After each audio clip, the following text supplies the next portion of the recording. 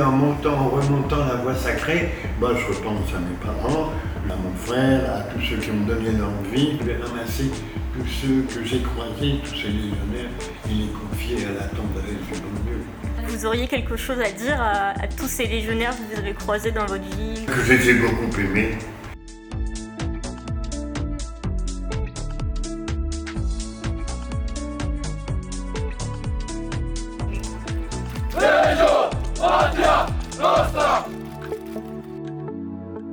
J'étais ordonné prêtre à Noël 1963. J'ai été pendant 6 ans vicaire dans une petite paroisse à la banlieue de Châtellerault. J'avais dit à mon évêque, je vous donne 5 ans pour le diocèse de Poitiers et ensuite je pars à l'aumônerie militaire, qu'il m'a fait attendre encore 1 an avant que je ne puisse entrer dans l'aumônerie militaire en 1970.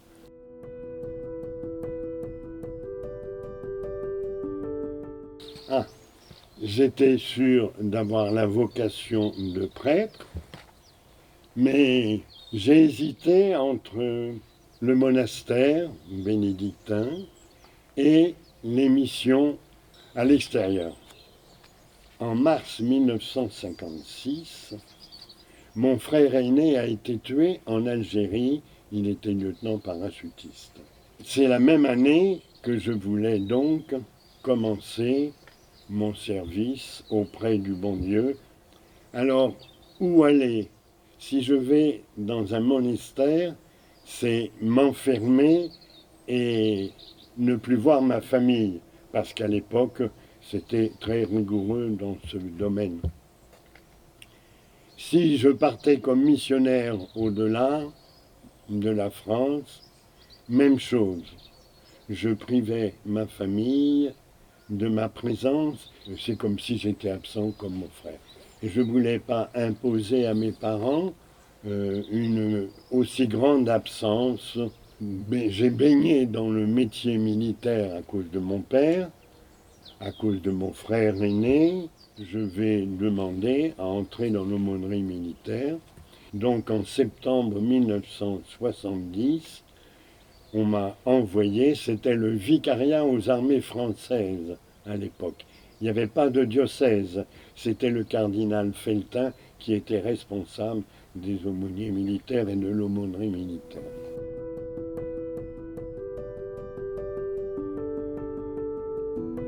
L'aumônier, c'est un chemin de traverse, c'est le chemin hors hiérarchie. L'aumônier, il est dans la recherche du bien commun, du bien de l'individu et du bien du groupe. Il est d'un apport incroyable. Enfin, n'importe qui a commandé une unité, quels que soient les régiments, savent à quel point l'aumônier est important et utile.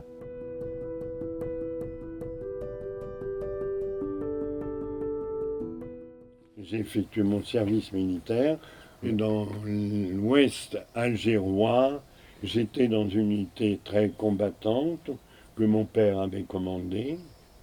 Et j'avais dit à mon père, avant qu'il ne quitte son régiment, si je vais dans votre régiment, vous me mettez, avant que vous ne reveniez en France, dans un petit coin très tranquille. Et mon père m'a mis dans le commando le plus combattant qui soit.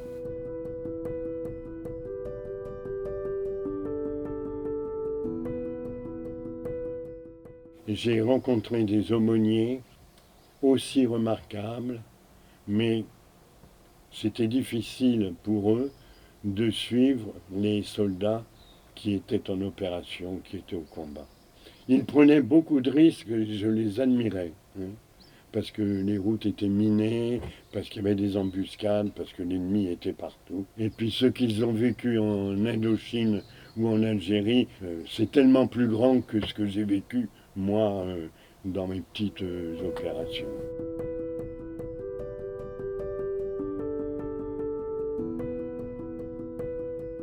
J'ai demandé Calvi parce que je veux remettre l'aumônier dans l'avion. Parce que depuis l'Algérie, il n'y avait plus d'aumôniers qui sautaient en parachute avec les légionnaires.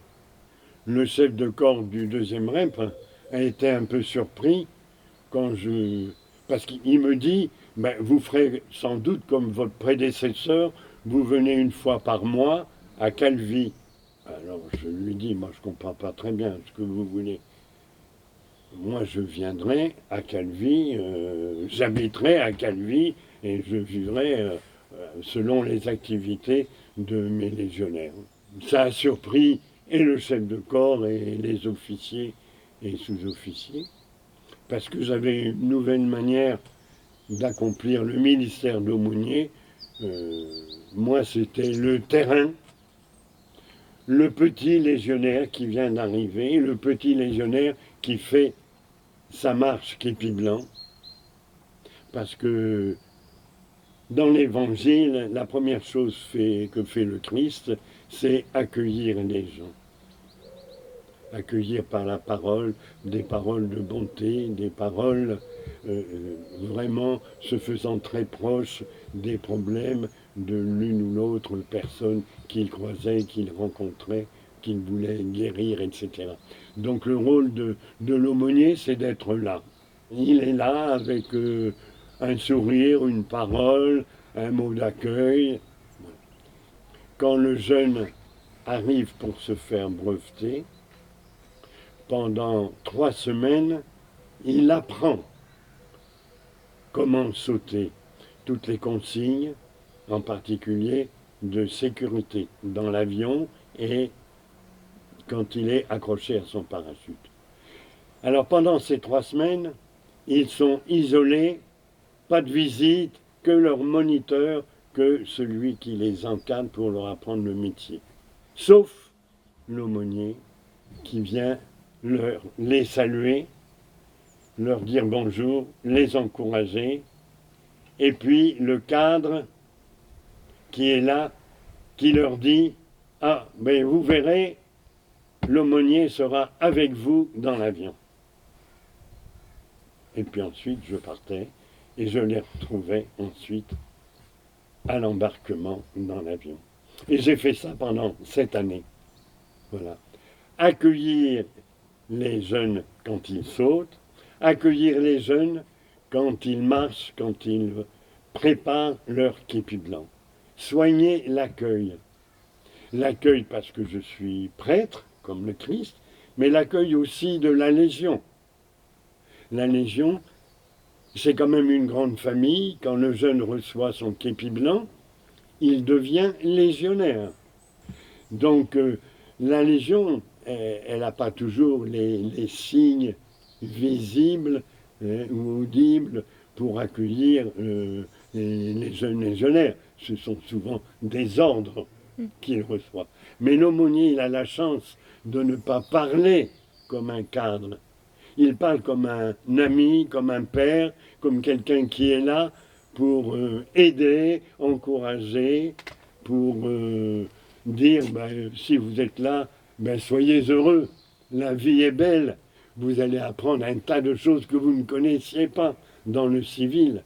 Vous allez retrouver une camaraderie que vous n'avez jamais connue dans le civil. J'avais un peu plus de 17 ans et je voulais absolument partir de là où j'étais. Et je suis tombé sur une affiche, engagez-vous. Et à partir de là, je me suis renseigné, je suis parti à la Légion étrangère. J'ai été baptisé, j'ai fait ma communion, ma confirmation. Quand je me suis engagé, j'ai mis un peu l'église de côté, jusqu'à ce que je rencontre le père Lallemand. Le père Lallemand, je l'ai rencontré à la fin de mon instruction, c'est-à-dire en 1975. La seule chose qui nous restait encore à faire, c'est le raid. On avait une centaine de kilomètres à faire. Sur le bivouac, on a vu arriver un bonhomme avec son sac à dos qui sortait de nulle part. Alors il avait un énorme sac. Dedans, il y avait des œufs, il y avait du speck. Le speck, c'est du lard. Il y avait de la bière. Et c'est la première fois que je voyais le père Allemand. Alors j'ai connu le père Yannick, le padre Yannick, depuis mon entrée à la Légion étrangère en 2003. par une opération en Macédoine.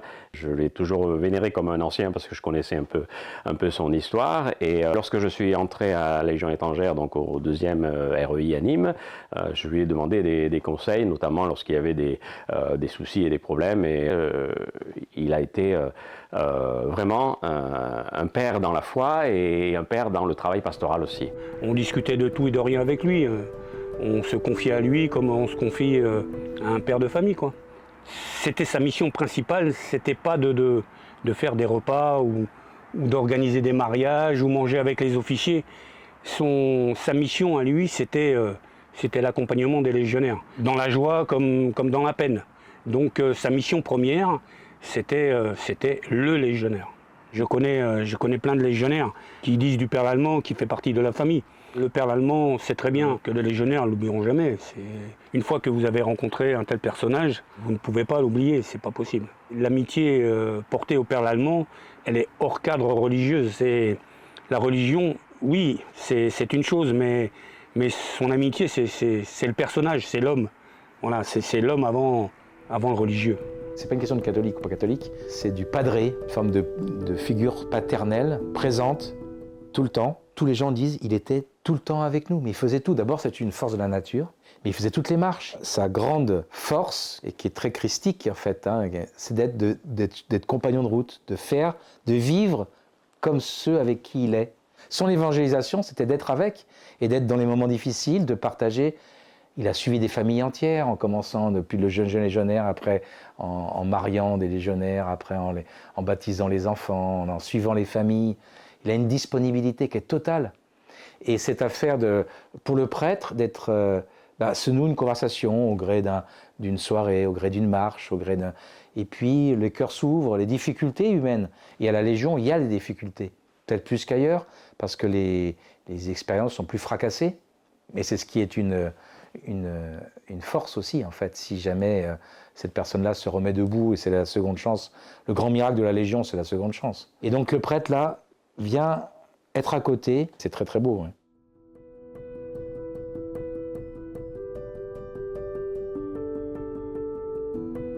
Je marchais avec un élément du 2e étranger à Bonifacio.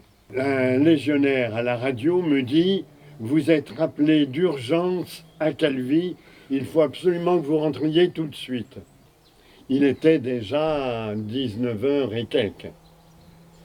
On arrive à Calvi vers 21h30, j'arrive à l'infirmerie et le médecin-colonel Ferré me dit « On part en mission, en opération, certainement cette nuit, on ne sait pas trop encore où on va. Pour cette opération, vous êtes brancardier. » Le chef de corps a demandé que vous soyez avec nous. Le chef de corps me donne une énorme musette qui est déjà pleine. Il me dit, vous avez du matériel au cas où un légionnaire est blessé, soit au saut, soit au combat.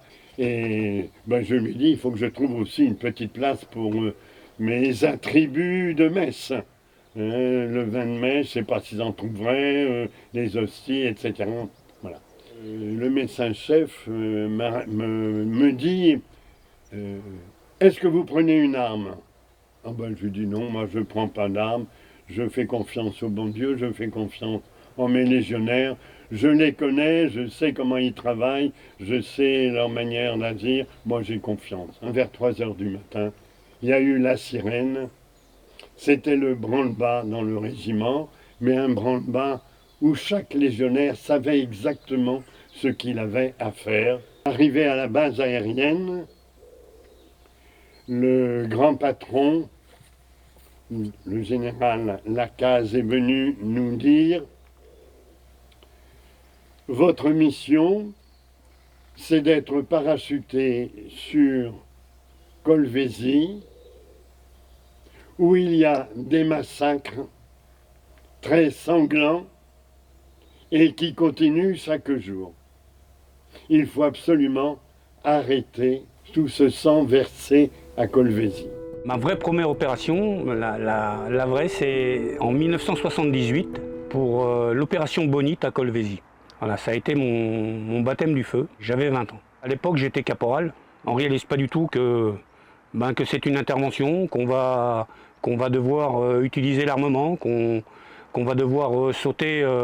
Et à 20 ans, on ne réalise pas tout ça. Les jours que j'ai passés à Colvézi sont passés très vite. On s'entraîne pour ça, on s'entraîne pour intervenir. Et donc, quand nous sommes partis là-bas, pour nous, c'était comme un entraînement. Le général Lacaze nous dit « c'est une mission sans retour prévu ».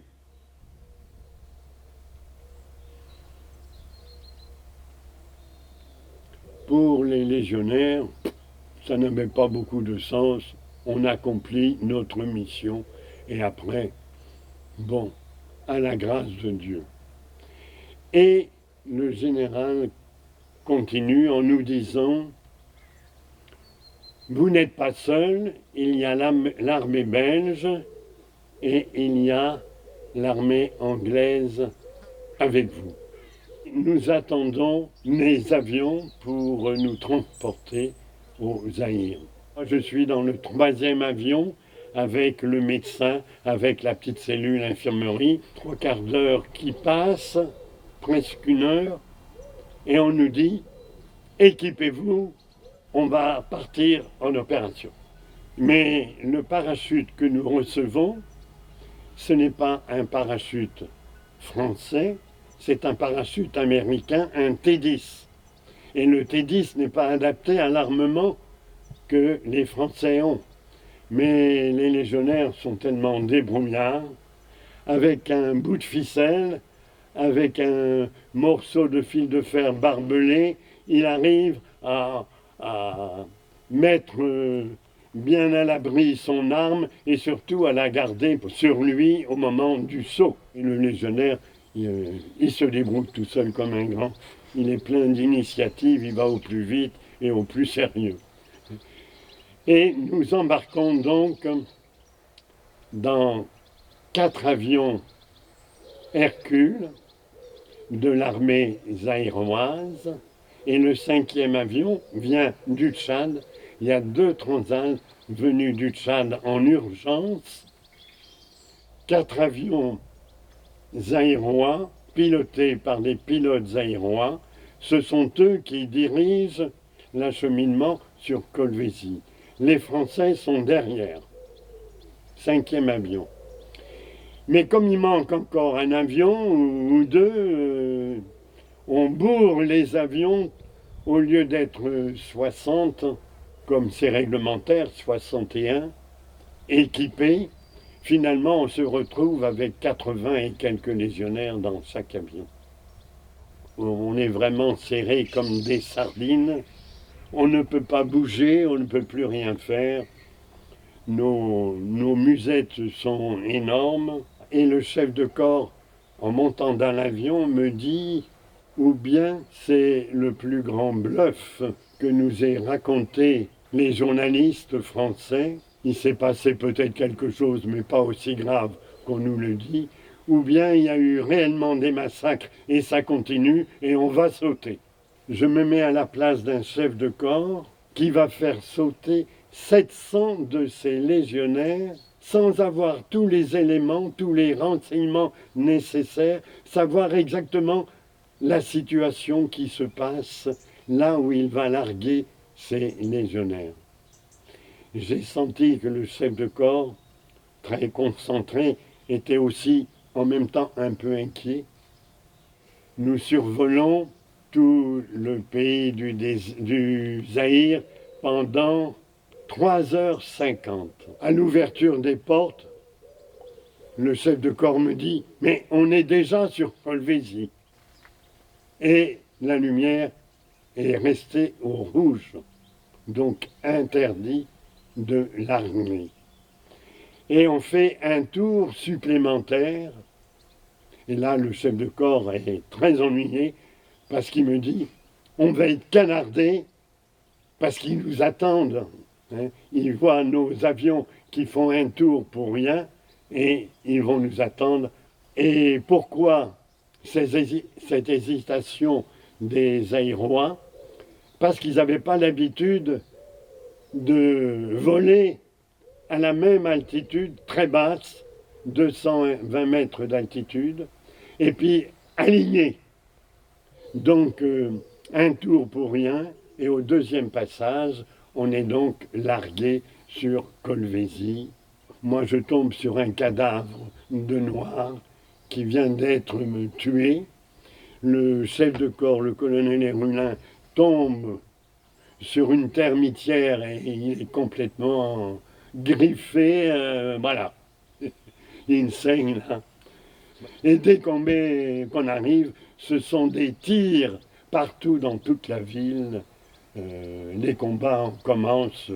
Pendant ces 28 jours, mon travail, ça a été d'être au milieu des blessés. On les rassemblait dans une pièce et moi j'étais avec eux jour et nuit. Le fait de le voir avec nous, ça ne nous a pas choqués. Par contre, si on ne l'avait pas vu, on se serait posé des questions. C'est vrai que c'est rassurant d'avoir l'aumônier avec. Il a assisté les blessés, c'est lui qui a recouvert les morts avec leur parachute. Il a été avec eux jusqu'à la fin. À chaque fois qu'on avait un coup de blues, on savait où il était. Il était logé à l'hôtel Impala. C'était un hôtel qui avait été récupéré par l'état-major. Et donc on connaissait sa chambre, puisque de temps en temps, il nous prêtait sa piole pour qu'on aille prendre une douche. C'est vrai qu'il a toujours été là pour nous. Quelques jours, 2-3 jours après, le médecin-chef me dit « J'ai tellement de blessés, là j'y arrive pas tout seul, est-ce que vous pouvez vous occuper des tués ?» Les derniers combats, c'était dans la banlieue de Colvézi.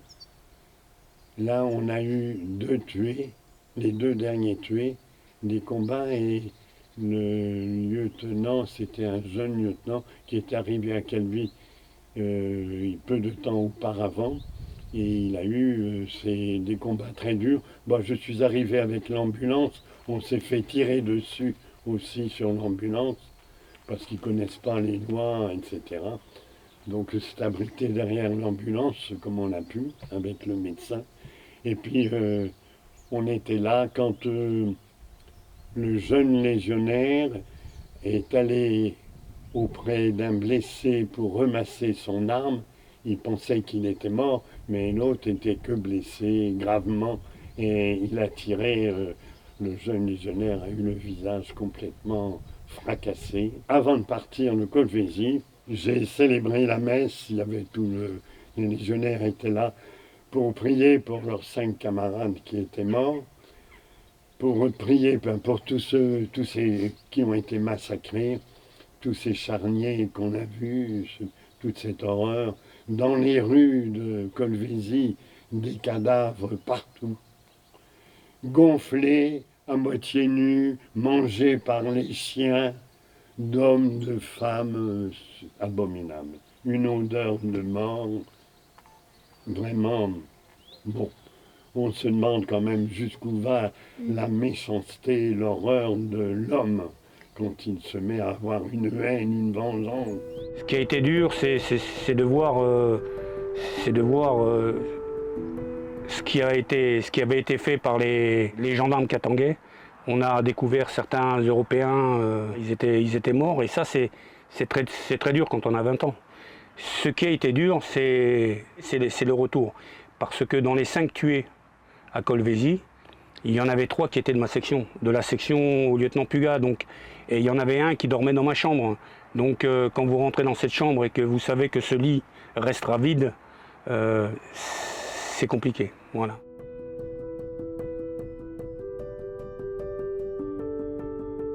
J'ai vécu vraiment ce qui a été la croix dans ma vie. Je savais que le Seigneur nous avait bien dit qu'il fallait passer par la souffrance et notre mort avant d'atteindre la vie éternelle. Mais Seigneur là, m'a donné une croix très très lourde à porter. Ce n'est pas moi qui devais aller à Beyrouth.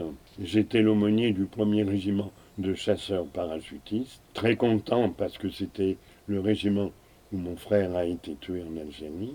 Donc j'étais très content de devenir l'aumônier et de l'école des troupes aéroportées à Pau, et en même temps de ce régiment de parachutistes, et aussi du 5e régiment d'hélicoptères de combat.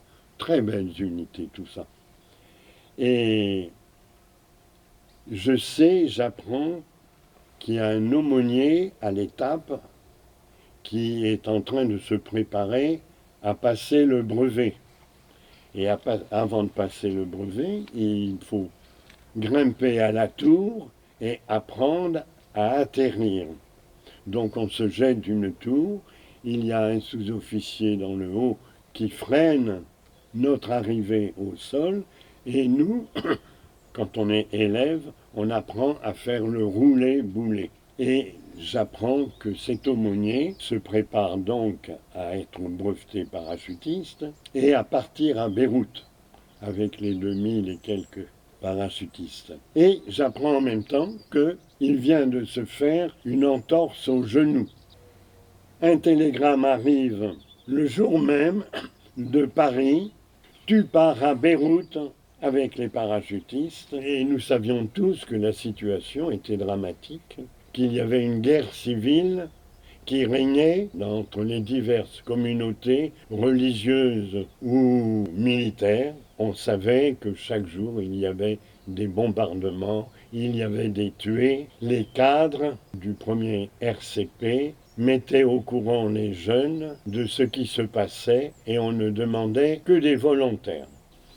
Donc la majorité est partie là-bas, et moi j'avais la chance de les connaître parce que c'était mes gamins, c'était mes petits, mais j'avais été à Pau à l'étape avec eux quand ils se sont fait breveter, beaucoup de marches avec eux, donc on se connaissait bien, et c'était pour moi une joie de partir avec eux. Et juste avant notre départ, comme on n'avait pas le temps de faire la célébration de la Saint-Michel, elle a été avancée de 3 semaines. Et cette compagnie qui partait à Beyrouth, elle était justement chargée de l'animation de cette messe. Donc c'est une occasion pour moi de connaître encore davantage tous ces jeunes parachutistes avec lesquels je vais partir. Il y avait à peu près un mois que nous étions là-bas, ambiance très agréable pendant les premières semaines, les 3 premières semaines, et ensuite la situation se dégrade. La désinformation est complète. Un ULM piégé sur état-major. Égout plein d'explosifs sous tel ou tel poste. Une Mercedes bleue, tel numéro, plein d'explosifs sur vous. Telle sentinelle va être tuée. Enfin, ça n'a pas arrêté. On voyait bien que la situation se dégradait. On a appris qu'un jour ou l'autre, il y a un de nos postes, plein de parachutistes, allait recevoir un attentat. Donc on savait qu'un attentat se préparait, mais nous ne savions pas l'endroit, quel était le poste. Il y avait une 30aine de postes différents dans Beyrouth, dans tous les quartiers, chrétiens, juifs, musulmans, chiites, sunnites, arméniens. Donc un dimanche matin, à 6 heures, moi j'étais sous ma petite tente. Donc cette compagnie qui a reçu cet attentat, elle était logée dans un bâtiment de 8 étages, mais qui était vide.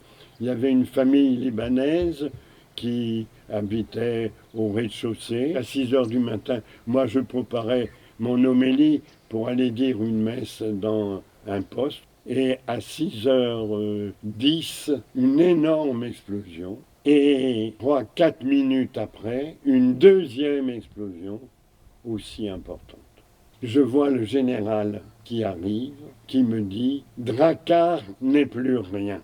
Drakkar, c'était un bateau de guerre très dangereux qui régnait dans les mers du Nord. Chaque poste avait un nom qui correspondait à la mer. Je pars donc avec le général et nous arrivons sur les lieux de Drakkar, un bâtiment de 8 étages qui n'est plus rien qu'un tas de béton qui s'est accumulé.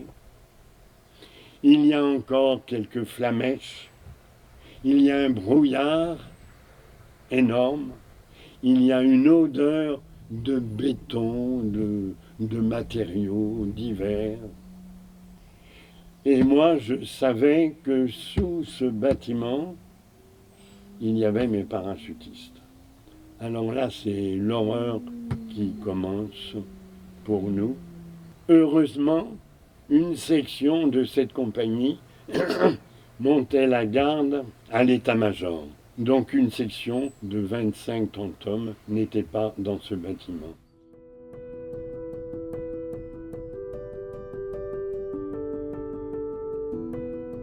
J'étais bien sûr un des premiers à prendre une petite pelle et à essayer de gratter. On va réussir à extraire en 3-4 jours 12 parachutistes qui étaient enfouis. Mais tous les autres, ils commençaient à appeler au secours, à dire qu'ils avaient mal, à dire qu'ils étaient prisonniers, à dire qu'ils avaient soif. Et la seule voix qu'ils connaissaient, c'était la mienne, parce que j'étais leur aumônier, parce que j'étais celui qui les a accompagnés depuis leur arrivée au régiment. Je les ai accompagnés dans la forêt, dans les landes, dans les marches, je les ai accompagnés dans l'avion. J'étais là, même au saut de nuit. Je leur disais, on s'occupe de vous, on ne vous abandonne pas. Je n'allais pas leur dire, vous allez mourir. J'étais sûr qu'ils allaient mourir. Parce qu'on n'avait pas les moyens d'extraire en quelques heures toutes ces tonnes de béton. Et si les grues arrivaient pour enlever les tonnes de béton, on écrasait tous ceux qui étaient encore vivants dessous. Alors on était pris dans un dilemme très difficile. Donc on a pu en extraire 12 ou 13. Et parmi les premiers, eh bien, il y avait un harki, il y avait un sous-officier dont j'avais fait le mariage juste avant de partir à Beyrouth. Il y avait tous ces jeunes, je vous dis que je connaissais, et la seule voix qu'ils connaissaient, c'était la mienne parce que leur cadre était sous la terre avec eux. Pour moi, ça a été des journées terribles. Je leur parlais, je les encourageais, tout en sachant qu'ils allaient mourir. Je priais, je les confiais au bon Dieu. Ils savaient bien que tout mon cœur était pour eux, avec eux. Toutes mes prières, tout ce que je faisais, c'était pour eux. Au bout de 4 jours, petit à petit, j'ai vu que les voix s'éteignaient. Et les médecins disaient bien que si au bout de 4 jours, on n'a pas donné à boire à tous ces gens qui sont dessous, qui souffrent, forcément, eh bien, ils vont mourir. Au bout de 5 jours, donc, les grues sont arrivées et on a commencé à extraire les corps. Ce qui a été très très dur pour moi, c'est de voir tous ces corps défiler dans un état horrible, horrible. J'ai passé 4 jours depuis que c'était arrivé. Moi, j'ai vécu toutes mes journées, toutes mes nuits à côté d'eux. Je dormais par terre sur un tas de sable. Voilà. J'étais avec eux continuellement, jour et nuit, jusqu'à ce que les voix s'éteignent, jusqu'à ce que les grues arrivent.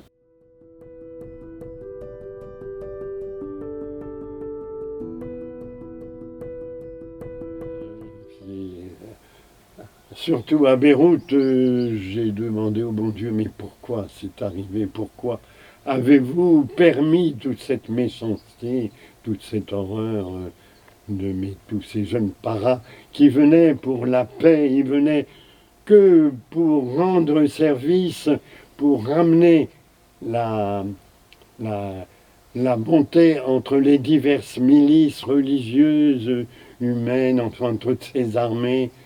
Voilà. Pourquoi pas s'entendre, travailler ensemble? Pourquoi cette haine partout? Et pourquoi aller jusqu'à toutes ces morts, tous ces sacrifices, tout ce sang versé, alors qu'on a un cœur qui est fait pour aimer, qui est capable d'aimer.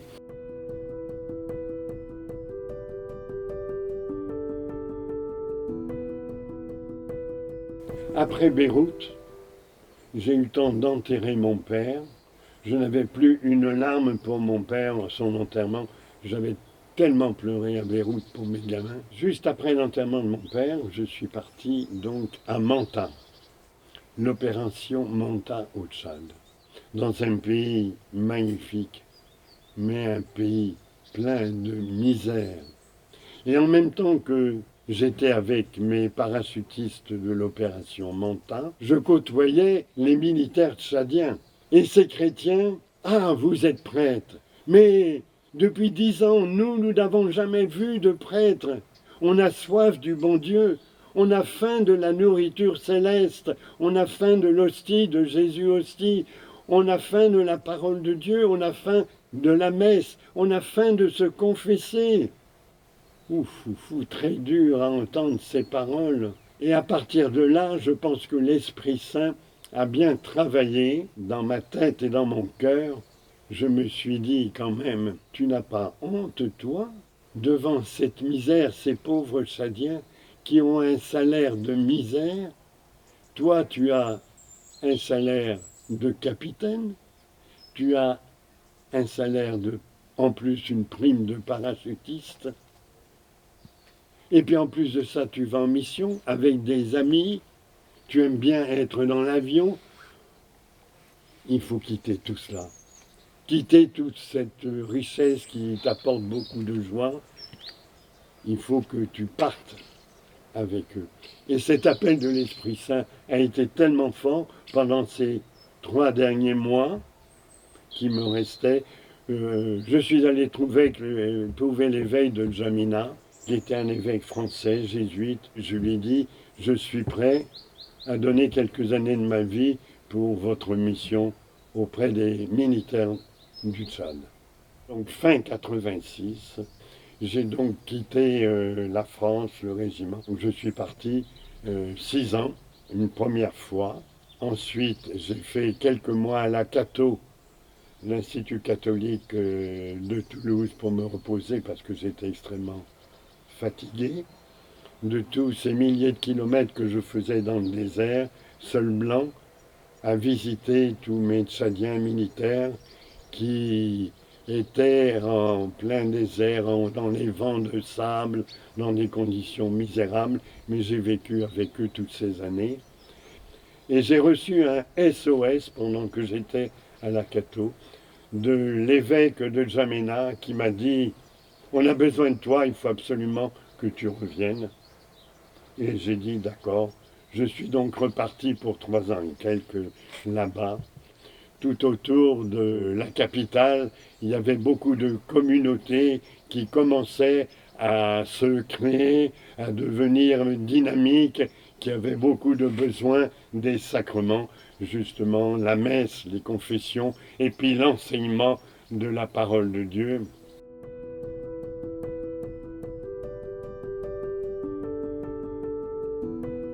Ça, c'était énorme.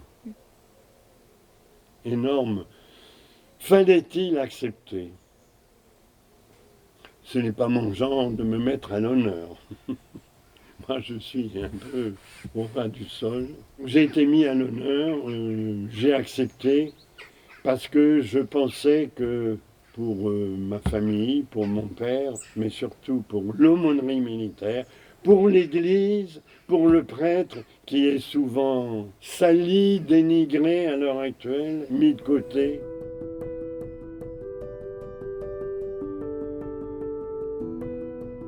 Cameron, c'est la bataille fondatrice de la Légion étrangère. Elle a incarné toutes les valeurs du combattant. Elle a incarné les valeurs fortes du code d'honneur du légionnaire. Cette valeur que, quelle que soit la mission, on l'exécute jusqu'au bout. C'est devenu la bataille référence qui permet à chaque légionnaire de se dire ben voilà notre symbole, voilà ce que veut dire être un bon légionnaire. Il revient au commandant de la Légion étrangère de choisir celui qui sera mis à l'honneur. On choisit un porteur emblématique de la vie Légion, un héros de la Légion étrangère. Il faut une critère de l'excellence, de l'exemplarité. Le commandant de la Légion étrangère et son conseil ou son état-major décident d'un thème de l'année. En l'occurrence, on avait choisi de rendre hommage à Monsieur Légionnaire. Cette appellation un peu générique, qui met en valeur cet étranger, souvent dans l'anonymat, qui vient de l'autre bout du monde et qui vient se mettre au service, qui devient souvent ce combattant extraordinaire, ce héros. Se poser la question, qui trouver pour incarner Monsieur Légionnaire? Et effectivement, mon d'une manière, c'est vrai, quand je pense à Monsieur Légionnaire, en fait, il y en a un qui représente le Légionnaire et qui, à la fois, en est un sur le plan de l'honorariat, puisque c'est un des rares à être légionnaire d'honneur, le père Lallemand, qui pourrait être en fait le symbole de tous ces légionnaires. En fait, c'est un ambassadeur, ça coulait de source. Qui peut mieux que lui représenter non seulement les légionnaires d'autrefois, mais les légionnaires de demain également, parce qu'il avait il a cette proximité avec tous les légionnaires. Et il a fait l'unanimité tout de suite.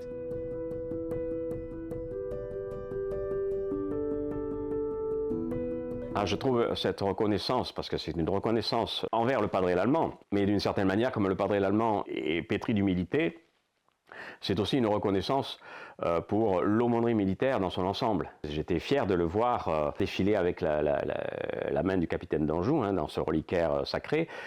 Il me dit, mais ils ont changé le rituel pour moi, je vais être tout seul à porter la main. Je lui dis, mais oui, mais c'est bien, ça veut dire, c'est vraiment un honneur qui a été fait, mais tu ne seras pas tout seul, on sera tous là. Et bon, ces temps-ci, il marche avec une canne. Et là, ce jour-là, il s'est transcendé, il a marché, voilà, pas comme un jeune homme, mais il a marché sereinement à la Légion, à la mode Légion, et en portant fièrement ce reliquaire de l'histoire de la Légion étrangère. Il était heureux, lui, et la veille, on avait fait la messe. Je sentais quelqu'un qui, pétri d'humilité, qui avait besoin, à ce moment-là, finalement, d'être soutenu. On est des hommes de soutien, mais si on n'est pas nous-mêmes soutenus, voilà. Et donc j'ai senti cet amour de la communauté fraternelle, de la communion fraternelle, et cet amour qu'il a pour cette histoire de la Légion, et c'est sa vie, c'est son témoignage, c'est sa mémoire, c'est extraordinaire. Voilà. Quand j'en lui en ai parlé, il a eu une double réaction qui lui correspond bien maintenant que j'y repense. La première, c'est pourquoi vous venez chercher moi. Il a rapidement accepté parce qu'en fait, il pensait que ça pouvait donner du sens à rendre hommage au travail de l'aumônier. Chaque fois dans nos conversations, il avait le souci de transmettre à des jeunes aumôniers, de dire voilà, notre rôle, il est là en fait. Notre rôle, pas de porter la main, mais d'avoir été compagnon de route d'une façon assez exemplaire et unique. Je peux presque dire que si j'avais demandé aux légionnaires de choisir quelqu'un, ils auraient pu choisir le père Lallemand. Quand je suis arrivé à la Légion, comme je suis arrivé dans toutes mes unités, je suis toujours arrivé avec des phrases d'évangile qui me sont chères. Je ne suis pas venu pour être servi, mais pour servir, nous dit le Christ. Celui qui veut être grand, qui se fasse serviteur des autres. Toutes ces phrases d'évangile avec lesquelles nous vivons, elles nous habitent. Chaque jour, moi je prends quand même au moins une demi-heure d'un cœur à cœur avec la parole de Dieu. C'est ma nourriture depuis tellement d'années.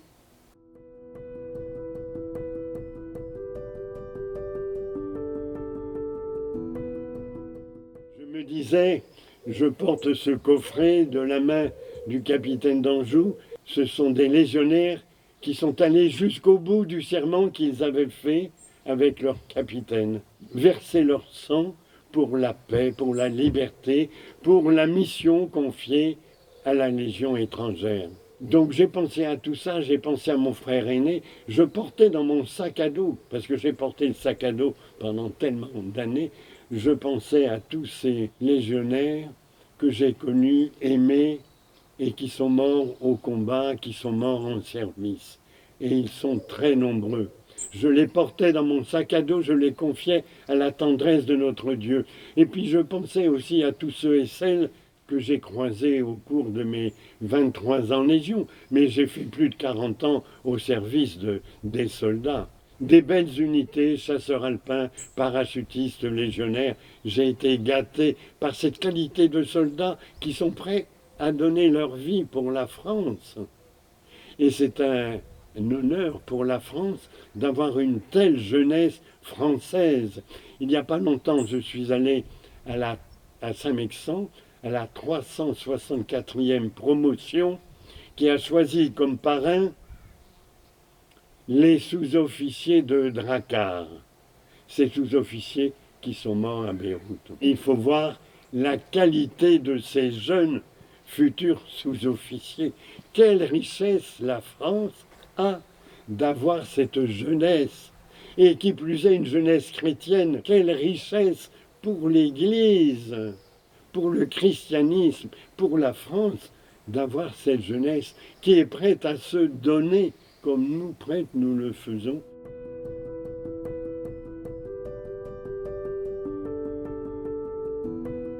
Ce qui m'a marqué chez le Père Lallemand, c'est un homme de prière. Et c'est un homme heureux. Et il porte l'amour du Christ sans cesse. Et il le transmet et il permet aux autres d'être transfigurés dans ce Christ. Voilà, je garderai ce témoignage de simplicité et de paternité du Père Lallemand.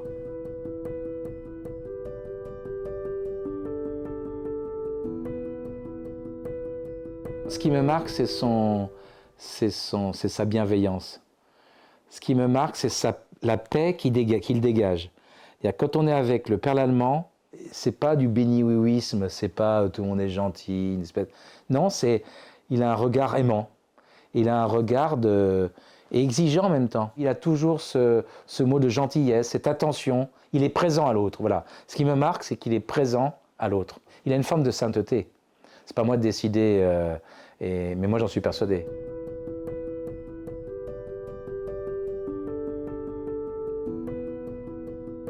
Sa gentillesse, sa sincérité, c'est toujours au service des autres. Il se plaint jamais. Il a toujours un mot réconfortant. Il a toujours un mot pour rire.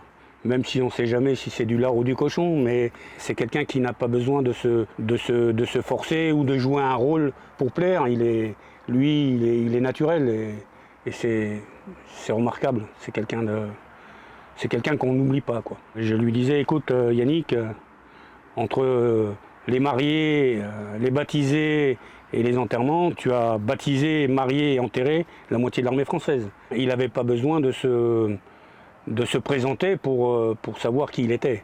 À force de le voir derrière un avion, il a plus de 1000 sauts, donc à force de le voir derrière un avion ou dans l'avion, dans une marche ou en ville, ou pour officier la messe, tout le monde connaissait le Père Lallemand. Donc les légionnaires, vous voyez, il y avait Dieu et ensuite le Père Lallemand.